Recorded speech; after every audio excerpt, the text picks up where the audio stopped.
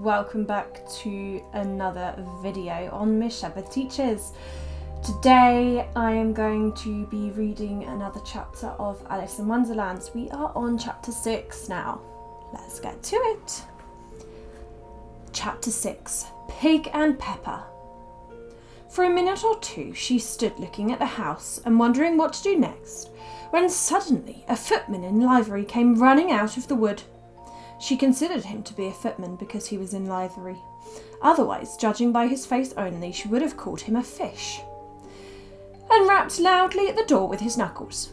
It was opened by another footman in livery, with a round face and large eyes like a frog. And both footmen, Alice noticed, had powdered hair that curled all over their heads. She felt very curious to know what it was all about, and crept a little way out of the wood to listen. The fish footman began by producing from under his arm a great letter, nearly as large as himself, and this he handed over to the other, saying in a solemn tone, "For the Duchess, an invitation from the Queen to play croquet."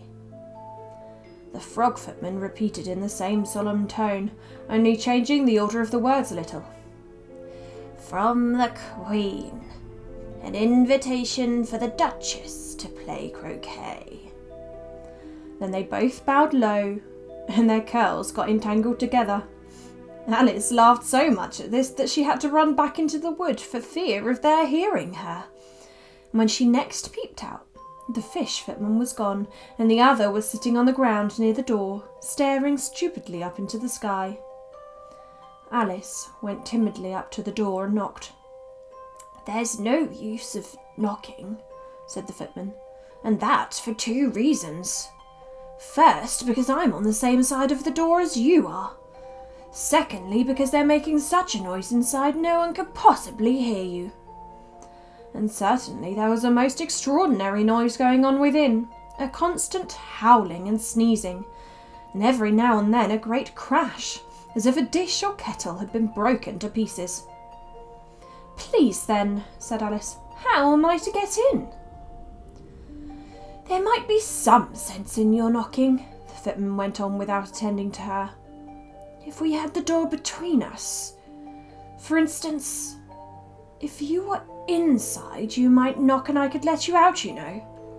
He was looking up into the sky all the time he was speaking, and this Alice thought decidedly uncivil. "But perhaps he can't help it," she said to herself. "His eyes are so very nearly at the top of his head. But at any rate, he might answer questions." "How am I to get in?" she repeated aloud. "I shall sit here," the footman remarked, "till tomorrow." At this moment the door of the house opened, and a large plate came skimming out, straight at the footman's head. It just grazed his nose and broke to pieces against one of the trees behind him. "Or next day, maybe," the footman continued in the same tone, exactly as if nothing had happened. "How am I to get in?" asked Alice again in a louder tone. "Are you to get in at all?" said the footman. "That's the first question, you know." It was, no doubt, only Alice did not like to be told so. "It's really dreadful," she muttered to herself, "the way all the creatures argue. It's enough to drive one crazy." The footman seemed to think this a good opportunity for repeating his mark with variations. "I shall sit here," he said, "on and off, for days and days." "But what am I to do?" said Alice. "Anything you like," said the footman, and began whistling. "Oh, there's no use in talking to him," said Alice desperately. "He's perfectly idiotic." She opened the door and went in. The door led right into a large kitchen, which was full of smoke from one end to the other. The Duchess was sitting on a three-legged stool in the middle, nursing a baby. The cook was leaning over the fire, stirring a large cauldron which seemed to be full of soup. "There's certainly too much pepper in that soup," Alice said to herself, as well as she could for sneezing. There was certainly too much of it in the air, Even the Duchess sneezed occasionally, and as for the baby, it was sneezing and howling alternately without a moment's pause. The only things in the kitchen that did not sneeze were the cook and a large cat which was sitting on the hearth and grinning from ear to ear.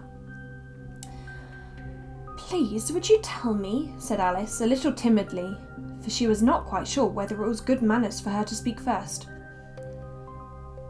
"why your cat grins like that?" "It's a Cheshire cat," said the Duchess, "and that's why. Pig!" She said the last word with such violence that Alice quite jumped, but she saw in another moment that it was addressed to the baby and not to her, so she took courage and went on again. "I didn't know that Cheshire cats always grinned. In fact, I didn't know that cats could grin." "They all can," said the Duchess, "and most of them do." "Well, I don't know of any that do," Alice said very politely, feeling quite pleased to have gotten into a conversation. "You don't know much," said the Duchess, "and that's a fact."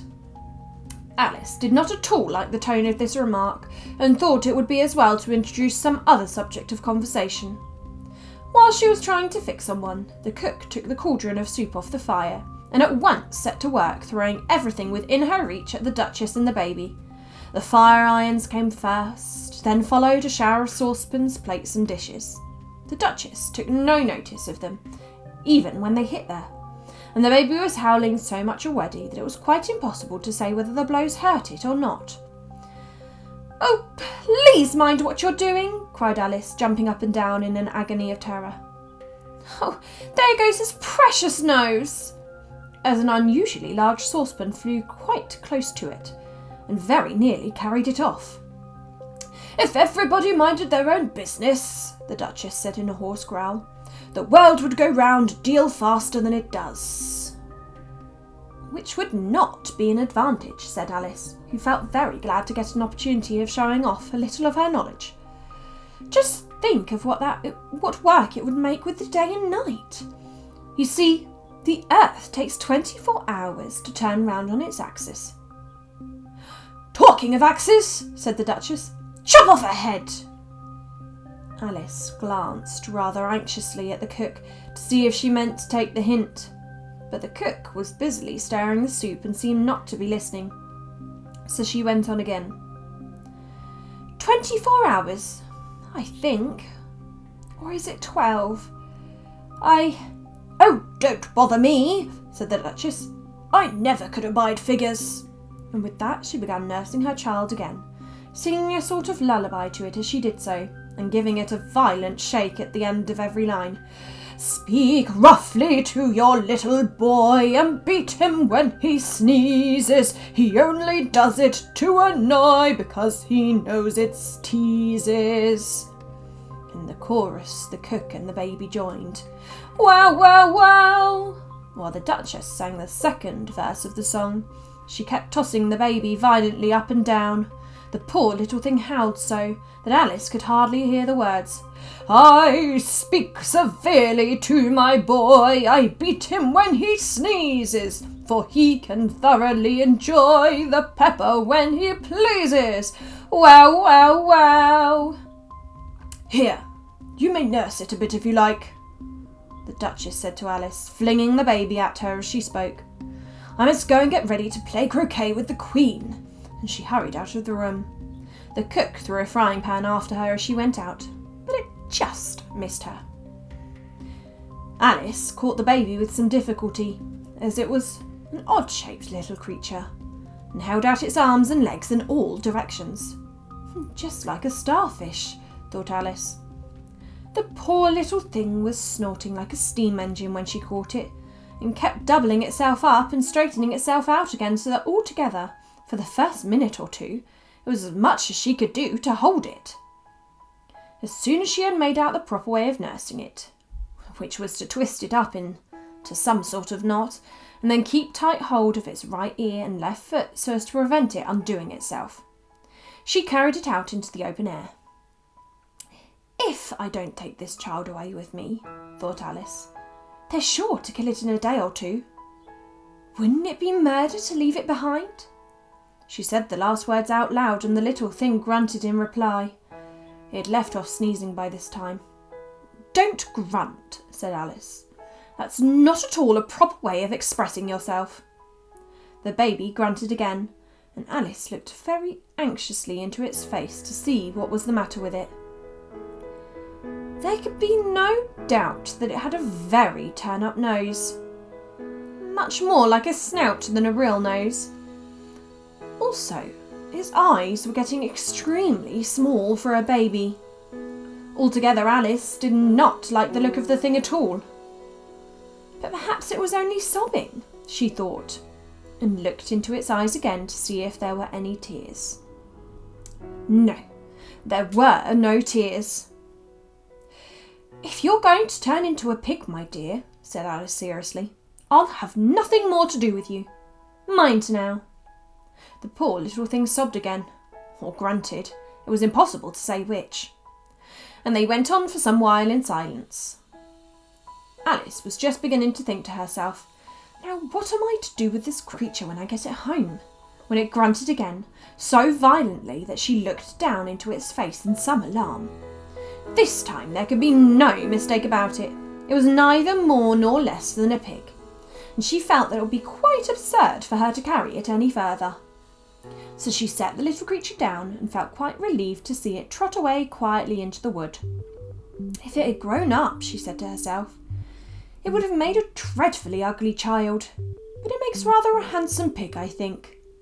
She began thinking over other children she knew who might do very well as pigs, and was just saying to herself, if one only knew the right way to change them, when she was a little startled by seeing the Cheshire Cat sitting on a bough of trees a few yards off.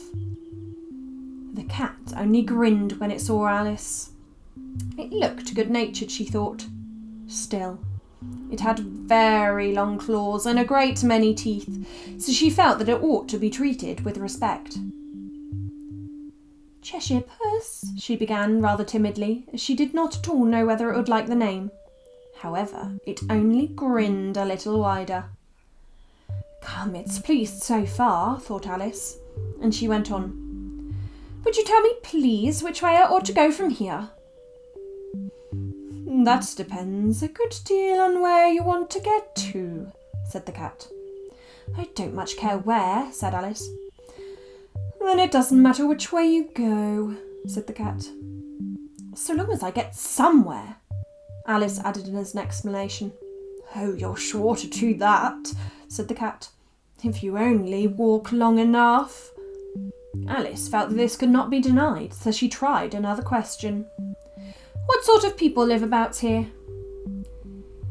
"In that direction," the cat said, waving its right paw around, "lives a hatter, and in that direction," waving the other paw, "lives a March hare. Visit either you like, they're both mad." "But I don't want to go among mad people," Alice remarked. "Oh, you can't help that," said the cat.